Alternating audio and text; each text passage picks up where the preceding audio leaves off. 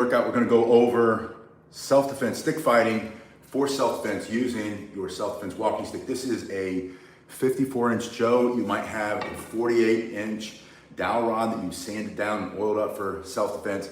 You might have a 36-inch walking stick, or you could have a trekking pole. This is going to work with all these basic motions. You're going to start with it in either hand, standing here with it between you and the threat. You can be standing here in a non-aggressive posture.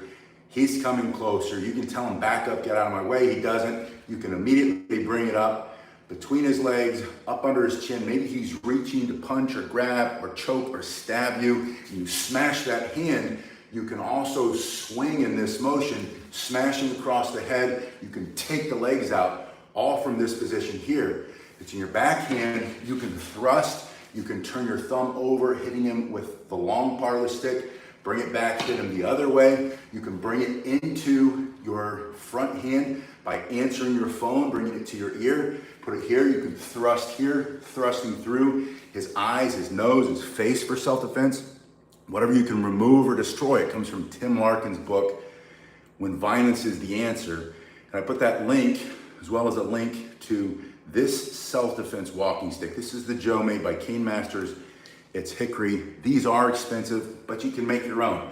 I always say invest your money or your time before you invest your money.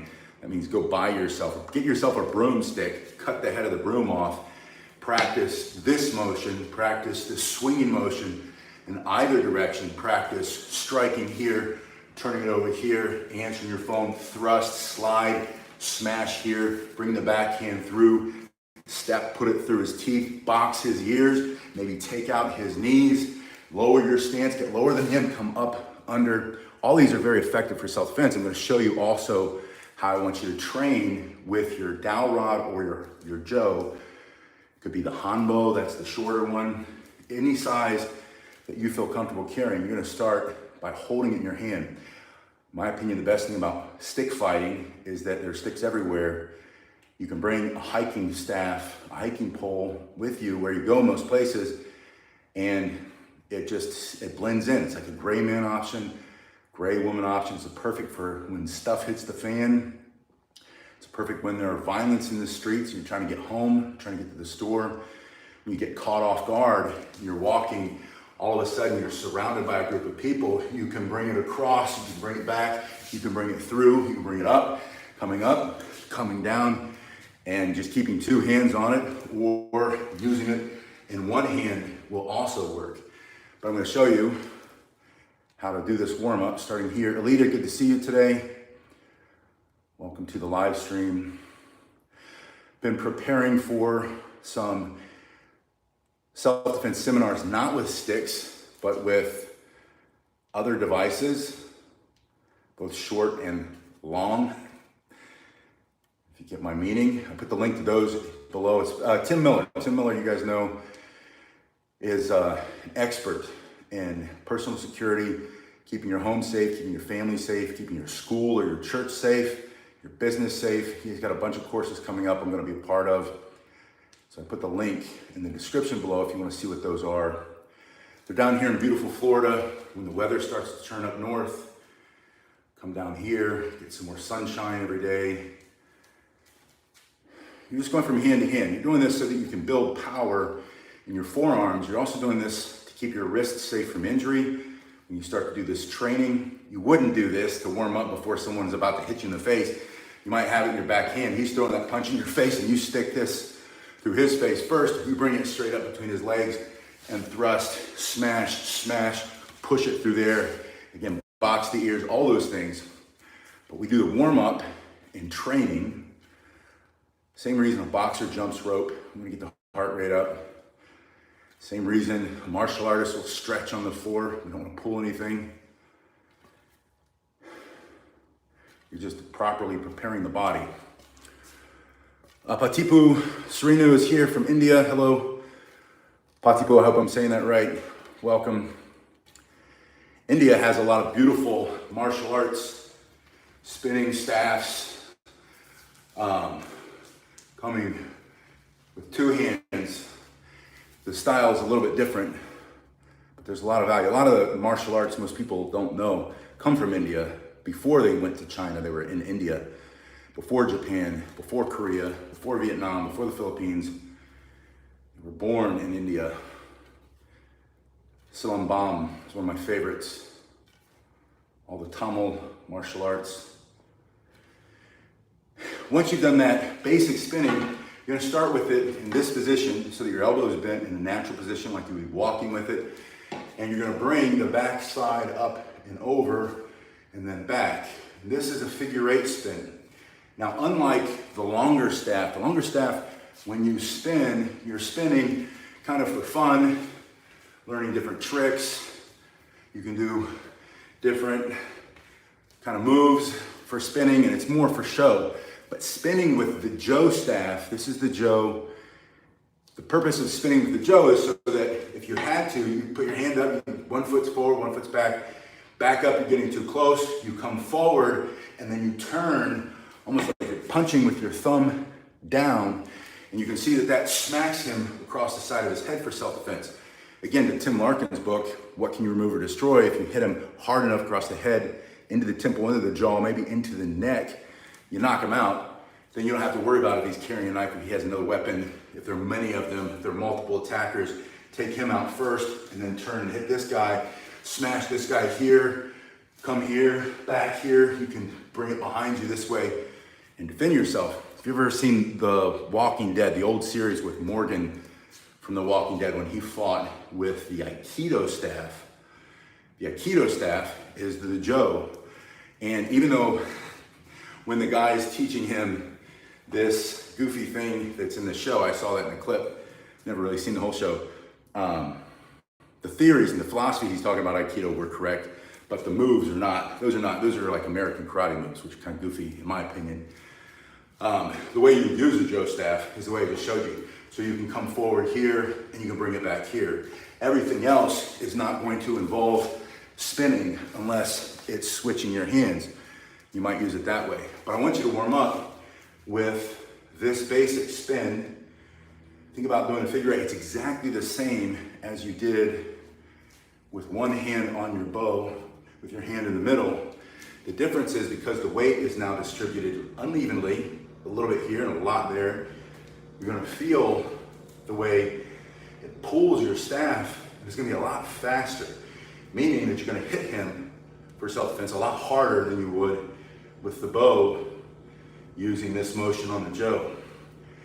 After you do that, you're gonna switch to the other hand, and unlike the longer staff, the way you switch is just simply replacing one hand with the other hand. So you put it in that hand, and then you spin. It's important for you to practice the motion on both sides of the body, using both your right hand and your left hand. Try to get them even through time. One will always be more dominant because you have a dominant eye, you have a dominant side. But through practice, you're going to become ambidextrous.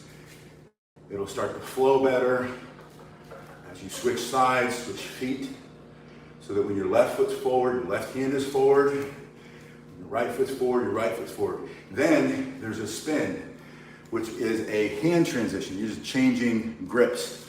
Now, from here, this is the same thing as using it as a sword coming through with the long side between you and him. Great thing about using a Joe or a walking stick, a hiking stick for self-defense, is that you can keep the entire length between you and the threat.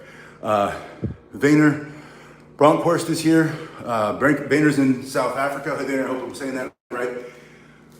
You're behind it the same way you would be, can't do it here because of the ceiling, but the same way you would use a bokken or the Japanese wooden sword, which is also, that's the other weapon that you find in the Japanese martial art, Aikido. Now Aikido, I think, as a martial art, is not as effective. The techniques are not effective for self-defense, but the weapons, I think, certainly are. Anytime you pick up a stick, that's an effective self-defense weapon. In fact, that's one of the most original weapons that you can get. So I want to show you how to switch your hand position when you're practicing with your Joe or your hiking stick, your hiking staff. Maybe it's a trekking pole. So starting in the first position, you're always staying behind your stick. get the stick between you and the threat. When you're stick fighting for self-defense using your self-defense walking stick, the stick goes between you and him. That's in case he pulls out that knife. You can immediately respond, one hand or two hand, bring it through, smash, smash. You don't have to do anything fancy if he's got a weapon. You're gonna immediately address the threat coming in this way, even coming through and cracking him on the top of his head. So from this position, you're behind it, go into your spin. I'm gonna come close in a second so you can see what my hand is doing when it's on the same side of your body. So when your right hand's on the right side, you're gonna pull the last three fingers behind the staff and put it behind it. So from here, it comes here. Then the momentum will continue to spin your staff or your walking stick until it's facing the sky. You're gonna close those three fingers in the bottom and pull your first finger out of the way, closing your thumb. Now you have it in the sword grip. What we would call a positive grip. It's positive and negative. So this is positive, the way you start is always the negative. Once you're spinning here, the way to go back, same thing, same side of the body. When your palm is facing the sky, pull the last three fingers out of the way, allow the momentum to take it up. You're gonna turn, allow it to come down, closing the three fingers, pull the first one back, put the thumb back in place. So we'll go over that a few times. I'll try to do it here so you can see. I'm spinning. When you're on the same side, this is your right hand. As the long side is down, pull the fingers behind it, allow it to spin up. Use your thumb to grab, close the three fingers, pull the first finger behind. Now you're here, you're spinning, go back, long side facing the ground. As it comes up, this time you're gonna allow it to go all the way over, grab it with the thumb, put your fingers back, and now you're back in the negative. So I'll show you again from here. I'm spinning. There's a switch. You're spinning. There's a switch back. Now the reason for the switch is you might want to be in this position. It might work better to defend yourself. So starting here, you can hit here, you can hit here, you can thrust here. You can also change your hands by sliding down, and now you're in this position where your hand's on the bottom. And this would be more traditional with the sword in that your left hand is pulling the weight of the sword, the bokken, in that case the wooden sword, or it could be the katana, or the Koreans call it jukdo shinai, the bamboo sword. Wrists turn in toward each other as you do these strikes, coming into the temple, neck, upper arm, down into the legs. You can pull it, almost like a pull cue, pull it back, thrust in. From this position, someone's behind you, pushing down, smashing whatever's behind you. The threat's back to the front, sweeping by stepping, taking his knee out, come up, smash him on top of the head, switch hands, bring it up. This is a blocking motion, and switch into this position. Let's go back one more time to that hand transfer just in case you didn't get it. Zero Gluten says, glad got in on a live video. Thank you for all I've taught you. It's my pleasure. Speaking of non-gluten, I try to avoid the gluten too. I've noticed, you probably know this already, that when I eat food from the French bakery, my friend's bakery, he imports all of his food from France, all of his materials. His gluten or his flour has no extra gluten like they do put it over here in our baked goods. I never have a problem with that. If I eat like a piece of bread from the local store or like a sandwich or whatever, it lights me up. I can't eat that gluten, but if you eat natural stuff, it doesn't really mess with your stomach, I think. Robert B says, I'm like Batman. Thank you, Robert, I appreciate that. I always, as a kid, liked the Avengers. Wasn't much of a DC guy, although I like the idea of anybody who's fighting evil, right? So you bring this through, you're doing your spin. Let's see if I can show you from this position. Got a garbage can in the way in the garage. So you're spinning, start up, your fingers come behind as it goes down. You allow it to spin through, catching with the thumb, closing the first or last 3 fingers, pulling the first finger back. Now you're in this positive grip. To get back, you're spinning, starts down, continues to go up. From here, your thumb switches position, grabbing, 3 fingers grab, first finger goes back into that position. Captain America, I like that. I always love Captain America. Thank you. Robert says Captain America. Zero Gluten says his wife has to be gluten-free. I think it's just good for us. I think that anytime they modify our food that much, it's just bad for us. I've noticed that if I avoid dairy here in the States, and I avoid anything baked with enriched flour, which really means sprayed with gluten, then I get sick. If I stick with lean meats, fresh vegetables, fruits, and anything that does not come in a box or out of a bag, then I'm pretty healthy. All right, you're probably the same way. So from here, in this position, I want to show you that striking combination like you practice. Say it's in your back hand, your other hand comes up, you can put your helmet on, that in case he's throwing a punch, you can absorb the punch. Now this is, even if you're older, even if you're not as young as you once were, you're not as strong, you have injuries, putting your hand here, no matter who you are, if you can get it up here to absorb some of those punches, you're gonna be healthier than going like this. Especially if he's got a slashing tool, like a knife or a machete, a hatchet.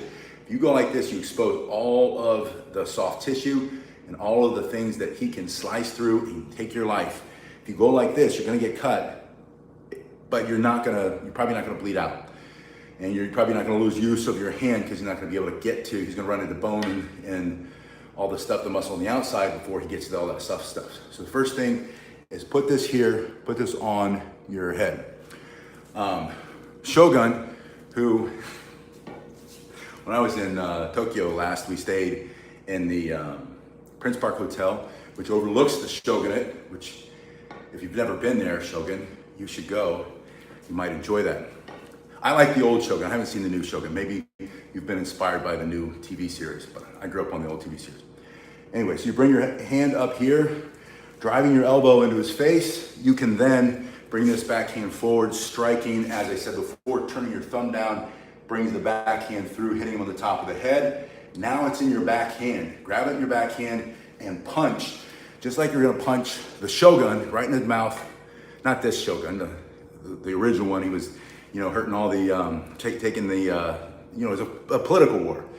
So let's say you're on the opposite side. You want to punch Shogun in the mouth, bam, smash him, his teeth right down his throat for self-defense.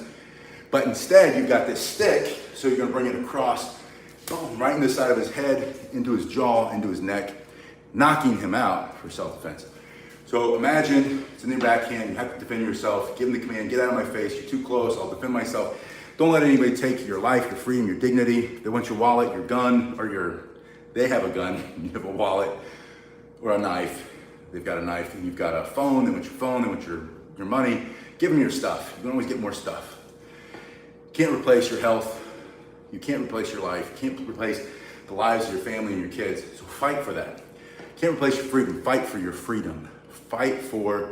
You gotta stand up against things that are wrong. Now, things that you can replace that you can get more of, then don't fight for that. That's silly, give it to them. Unless you know they're gonna take your life anyway. So let's say it's life and death.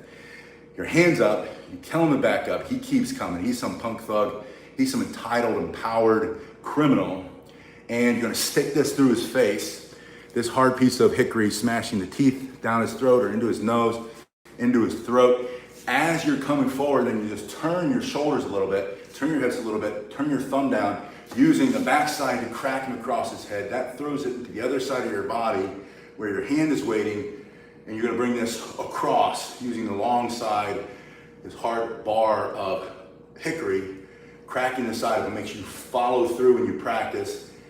Pull this back through your hand. So your back hand is pulling, your front hand loosens to slide, and you're gonna step into and push against your staff as you bring this in across the side of his head for self-defense.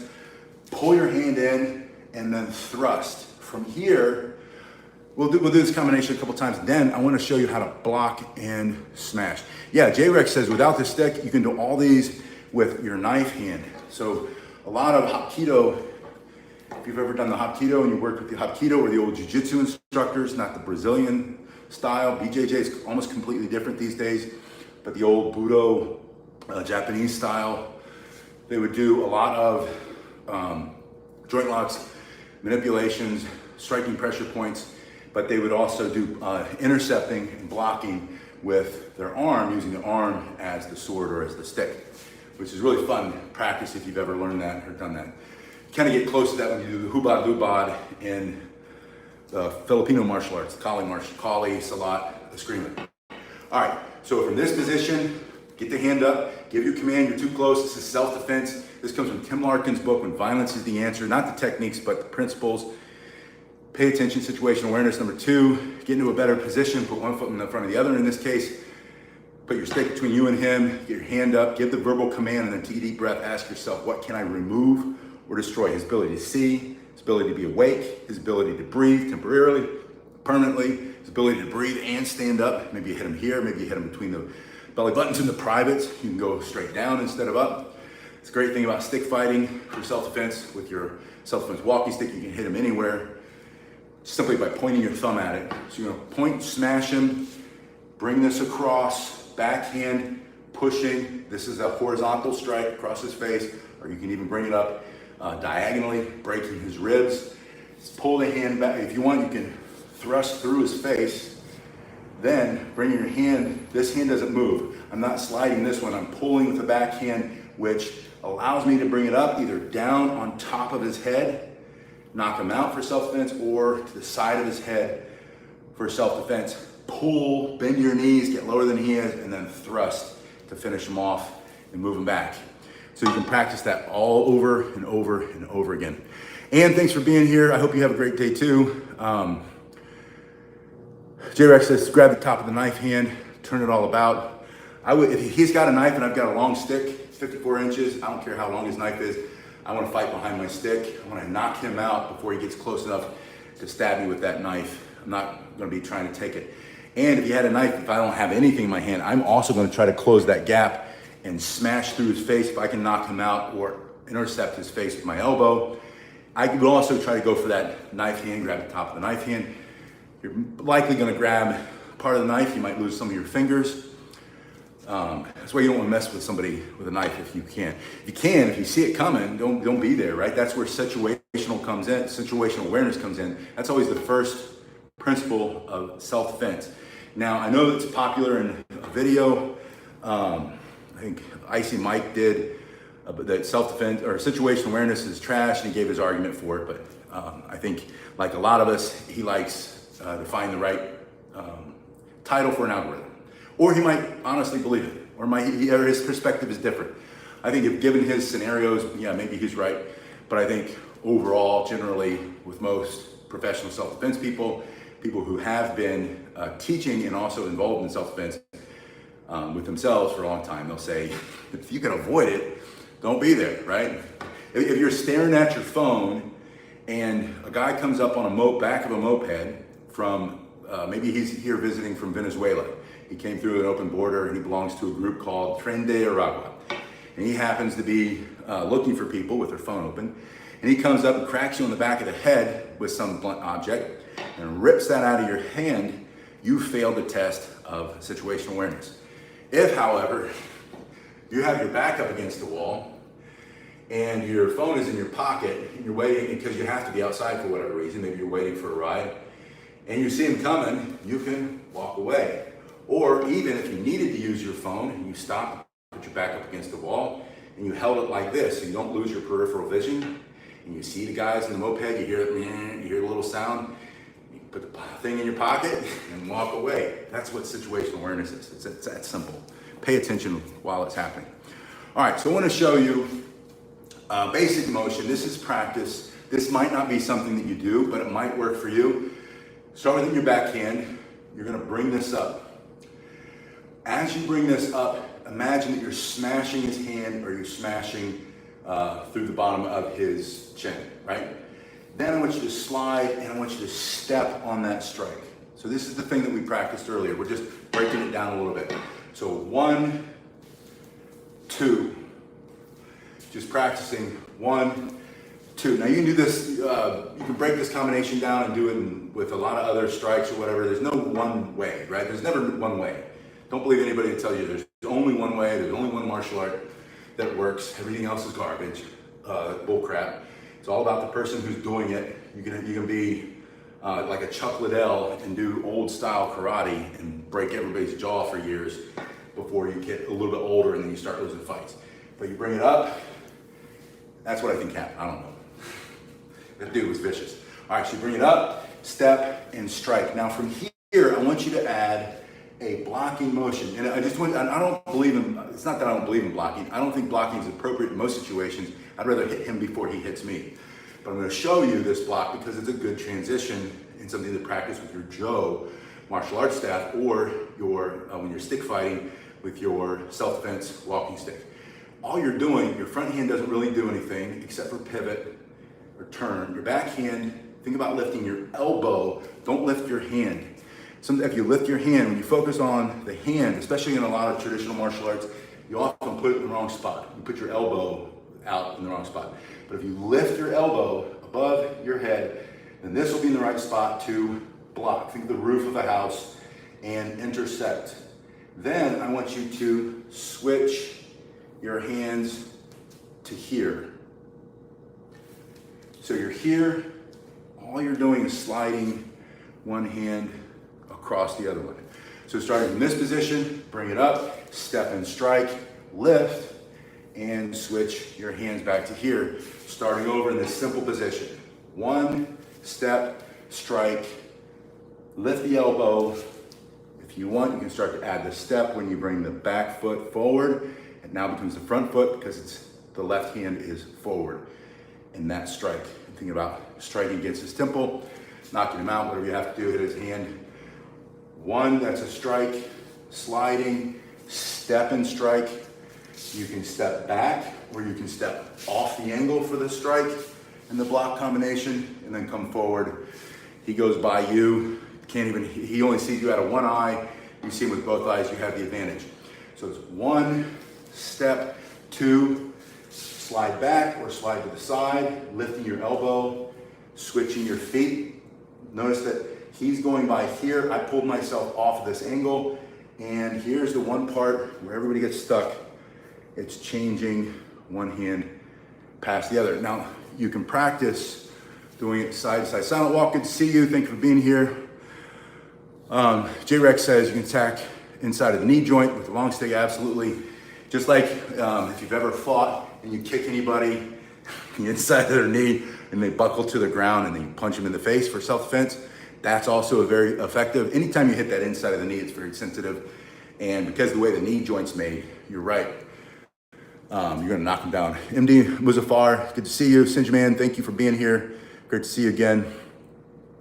Alita says, thank you for all the training, the beautiful techniques.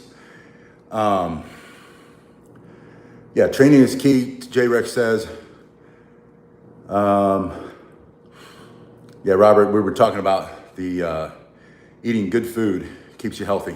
All right, so so I want to show you this exercise because I want you to master the basics of anything that we work with together. And when you learn stick fighting for self-defense using your self-defense walking stick, this motion is going to be very effective. All you're doing is sliding your hands with your fingers open, your thumbs open, past, and then letting it turn. You start really short. And you go out, bringing your hands out, and then you start to go longer. And my hands are really sticky because I'm power sweating here in the garage. It's so hot outside. I want to get this workout in. So you just start slow. Once you get better at it, start to bring your hands out to the side. They go up and over or back. I'm going to show you what your hands are doing here when they get to the end. They're simply cupping and coming under, cupping and going over. So your hands here, they slide. I'll show you from this angle. I'm turning this over, turning that one under, slide.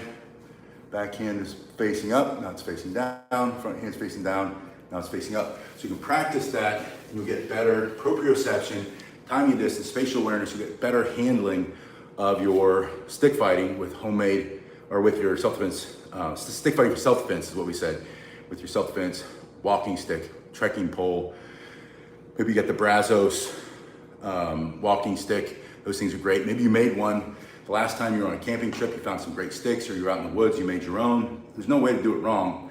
You can practice with all of them. Yours might be knobby. You can still practice with that. Just your hand will get used to it. Just practice with it. Just like this Cane Master self-defense cane or self-defense walking stick, the Joe staff. Put the link below. These are super expensive, but get yourself a broomstick. Start with that. I also, Kenneth says, just to subscribe. Thank you, Kenneth. I'm getting ready, we're working on putting together these courses. There's one of these courses. There's long ones of these courses. There's the shotgun home defense. I'm just gonna say it. I don't know what the algorithm picks up and doesn't like, but they're all about protecting yourself and your family at your house, at your business, in the church. If you work church security, if you own a business, if you work in a business, if you're into security or you're not, you're just into self-security. If you're your own first responder, if you're the executive protection detail for your family, your children, your grandchildren, your husband, your wife, you're in charge of keeping them safe until law enforcement can get there, or the military, whomever is coming, if they even come, depending on the situation. And you want to be able to better use some of the other more aggressive tools for self-defense, not sticks, but you know what I'm talking about. The courses that we have coming up, I put the link in the description below. Please look there. Even if you're not able to come to the ones down here in South Florida, look at them and see what's involved, because they're really excellent courses. I think they're some of the best I've seen. I've been to so many of them. I've been to so many other people's courses. And these courses are taught by Tim Miller, who is a high-ranking former Secret Service, protected multiple presidents, Homeland Security, back when they first started and they were on our side. Oh, that's gonna get me in trouble. They're on our side. But the men and the women of Homeland Security are on our side. It's just a few bad apples in political positions in all those different organizations who maybe, hopefully, they can get a vacation coming up. But the men and women of all the agencies, I think, believe in what they're doing still, and they're good people. I know a lot of them. They're really good people. Anyway, the guy's retired colonel in the Marine Corps, former police officer. This guy brings together tier 1, if you know the difference between tier 1 and tier 2 operators, a lot of tier 1 guys, some tier 2 guys, to teach these courses, guys who've had a lot of great experience. I'm gonna be doing some of the weapon retention, some of the hand-to-hand combat, and some of the scenario stuff.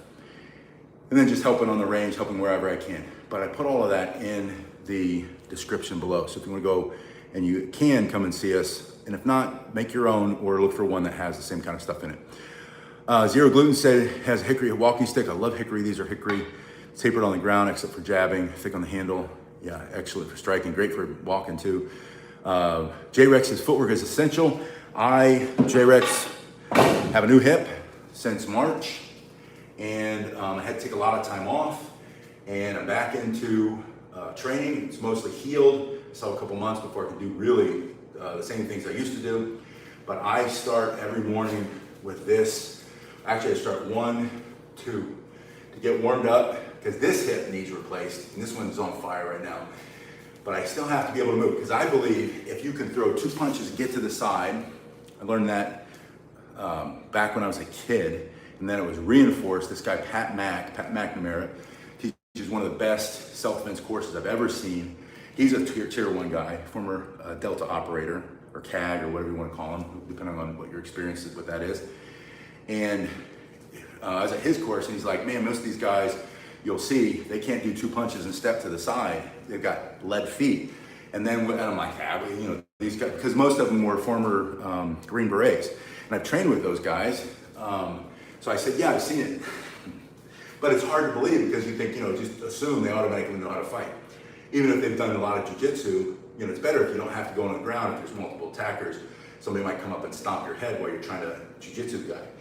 Anyway, so the exercise that I've taught my students for years and years, of every age, and I've seen men and women in their 70s and 80s, 60s, 70s, and 80s get back into great shape simply doing one. Back into great shape, I mean pick up their agility, get their agility back, so they don't feel like they're going to trip over a grandkid or a little yapping dog and break their hip. And it's just stepping side to side. You do that for 30 seconds, and then you rest. Then you make it 3 steps. 1, 2, 3. 1, 2, 3. Always bring that other foot over. And then rest for 30 seconds, stepping in at the angle and back. We call it like male-female triangle. So you're going in and back. And it's just to enter. The guy throws the punch, step to the side. Guy throws a punch, step to the side. Guy throws a punch or a kick, step back to the angle. After that, 30 seconds. And so if you do those 4 things every day, your agility and your footwork will come back. You won't have to really think too much about your footwork because your body will naturally do the right thing. So first one, we'll call it 5, right? 1, just like rocking side to side, shifting your weight. And maybe if you haven't done this for a long time, or you're older, you're injured, and if you have a cane and you need a cane to walk with, put your cane on the ground and lean onto your cane while you're doing it. That's also going to be helpful. Then, when you're ready, 1, 2, adding that extra step to the side, traveling farther out of the way, and then rest. Number 3, step in and back. I guess it is just 4. There are multiple things that we can do, but again, basics are best. And master these basics. Last one, back at the angle. But when you go back, don't leave the foot there. Always get out of the way. See what happens to your body? A lot of your body is still in the way. Now your body's completely out of the way. He's coming in like a freight train. You step back into the side. It's that old Mr. Miyagi. I think it was the end of the first movie. The mean Cobra Kai guy throws the punch. They're in between the cars after you just broken the, hit his kid. I forget what it was. If you go back and watch that movie, there's a lot of cussing in Mr. Miyagi. Karate Kid. The guy throws the punch and he turns and goes by him. So his second, he breaks his hand in glass or whatever, which, as we know, wouldn't really happen with tempered glass. Punch, turn the other way, breaks the other hand. Mr. Miyagi grabs him and honks his nose or something. But it's the same basic idea. It's just getting out of the way of a punch. And a lot of people try to do the whole Matrix thing. You know why it worked in the Matrix? Because that's a movie. It's fake. You're not gonna. You shouldn't. My point is, your feet move your body. You want to move your whole body out of the way. Your head is attached to your body. You can get good at slipping, and your feet don't move. You should also know how to do that. We can work on that. But before you get to that, step out of the way and simply get out of the way. And that actually works in a lot of self-defense situations if you can force yourself to do it. Silent Walk says, glad I'm getting better. Thank you, Silent Walk. I appreciate it. I'm stronger every single day. My heart's stronger every day. Everything's stronger. And then at some point, I'll fix the other one and I'll be doing flipping and spinning again. Probably not. That's a joke.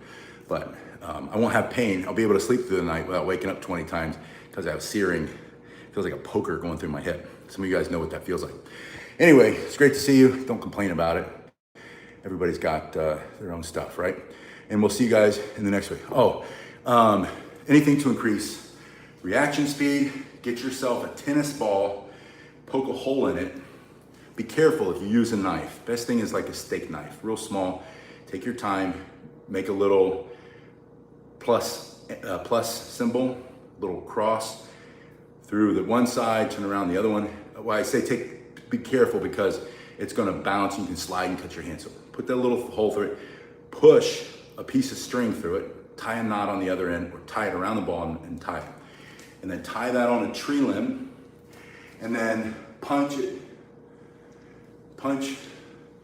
And at first, you're gonna feel like an idiot because you're not gonna be able to hit it well, and it's gonna hit you, or you can just push it and let it swing back and just practice. Let it swing and practice. And if you don't have a tennis ball, get a sock and fill it full of sand or something like that. Anything with a little bit of weight, get a rock, tie it to a tree limb. I could try to tie something right there above my head, push it, and then just practice. A slip is bending and turning at the same time. When you go to the right, bend the knees and turn your body to the right, making sure that your hands are between you and the thread. Don't do one of these, you'll still get punched. Do this instead. Do this. So you're practicing 1, 2, 1, 2. Later, you can learn how to throw the punch with it and hit him while he's hitting you. or down, however you need to do it, but you're coming across your body. Bend the knee and turn, bend the knee and turn. And you'll get really good fast speed. Yeah, Tyson Fury, duck and weave. Before Tyson Fury was old Mike Tyson, who walked like this. If you've ever seen those old videos, you gotta watch this guy, because that guy's all muscle and he's just thick, right? And he's coming forward, and as he's coming forward, wham, he's hitting people with that other hand. But as he's stepping to the side, he's slipping. And so you're getting used to. So once you've mastered in place, then put a step with it. Put a step with it. And this all works at one. You're not stepping your foot, you're turning your hip and turning your hip. When you're turning, you're bending. So a slip is like a corkscrew or a spiral. You twist and drop at the same time. Twist and drop. All right, you guys have been awesome. Thank you so much for being here.